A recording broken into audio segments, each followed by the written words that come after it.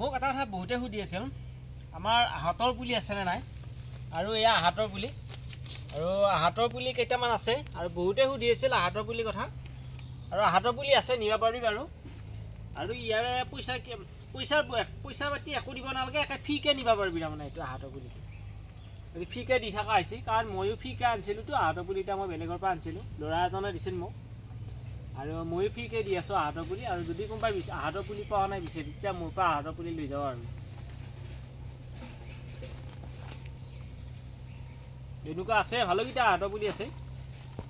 মই তাকে চাফাও কৰি দিলোঁ ইয়াক এইটো তাকে দুটা তাৰমানে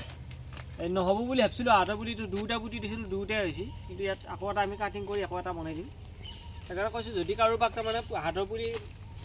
দৰকাৰ হৈ আছে ক'ৰবাত দিবৰ কাৰণে আচলতে মন্দিৰত কিছুমানে আহঁতৰ পুলি ৰুই দিয়েতো আৰু যদি এনেকুৱা আহঁতৰ পুলি লাগে তেতিয়াহ'লে মোৰ পৰা আহঁতৰ পুলি নিব পাৰিবি আছে সৰু আছে ডাঙৰো আছে এতিয়া ফুলিয়ে আছে বাৰু আহঁতৰ পুলিখিনি আৰু লাগিলে আহঁতৰ পুলিখিনি লৈ যাব পাৰিবি বাৰু পইচা পাতি একো দিব নালাগে ফ্ৰীকৈ পাবি আহঁতৰ পুলিখিনি